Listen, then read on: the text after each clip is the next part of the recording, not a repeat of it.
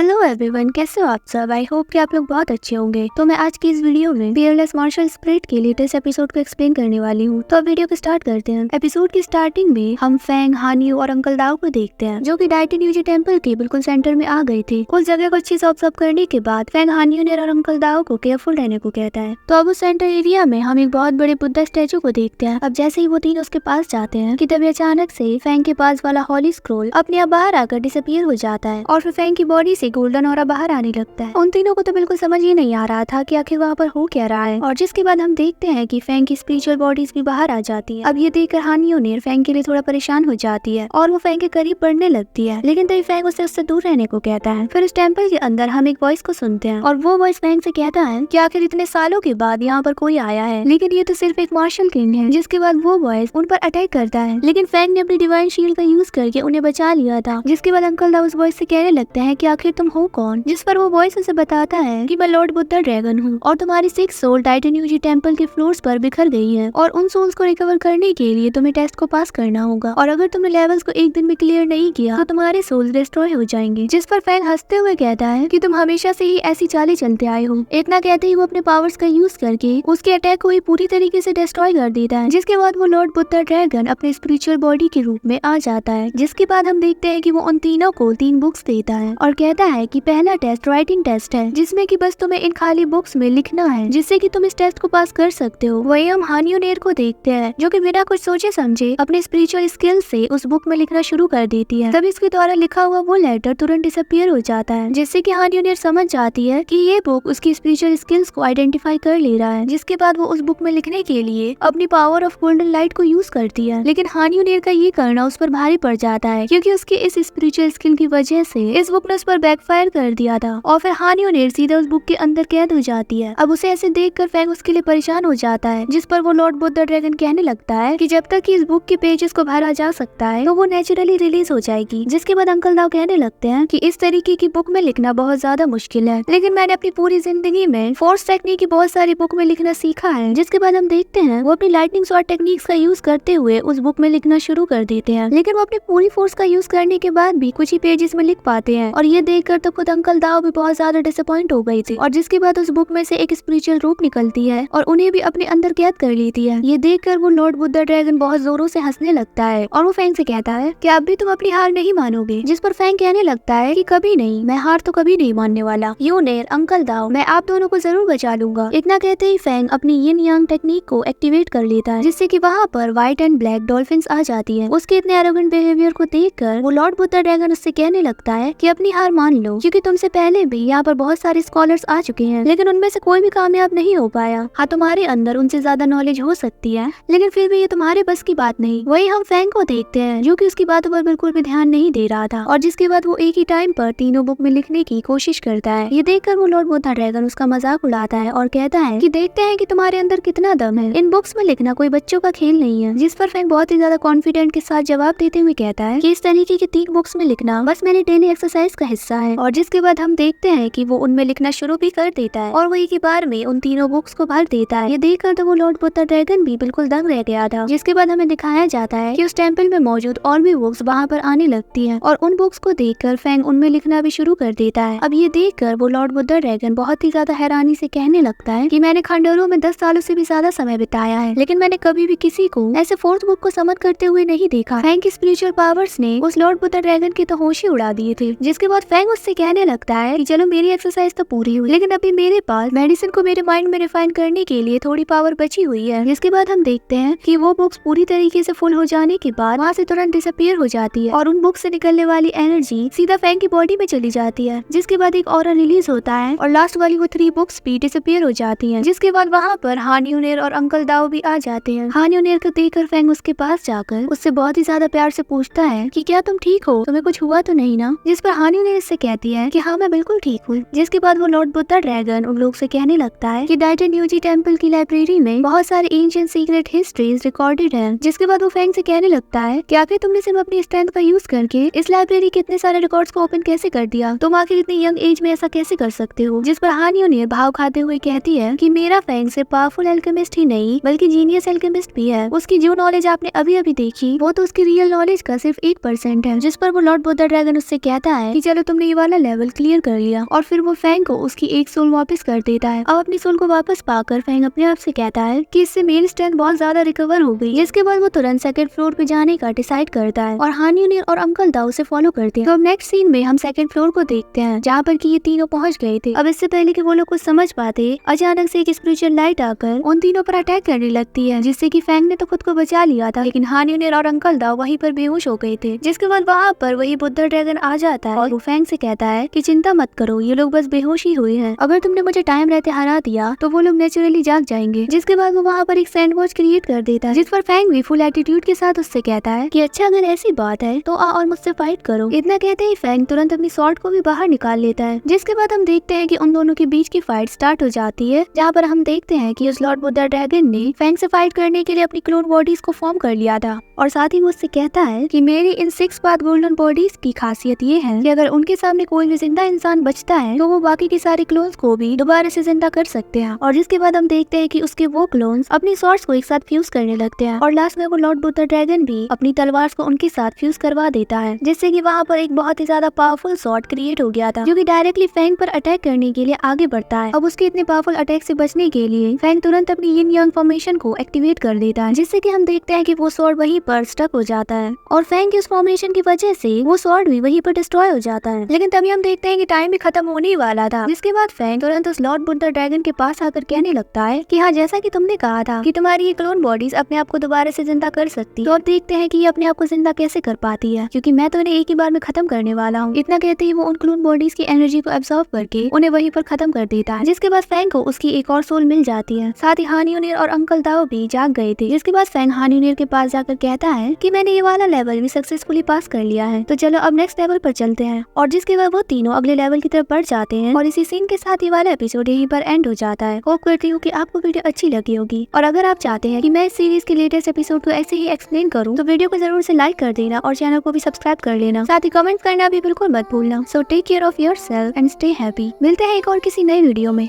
Bye bye.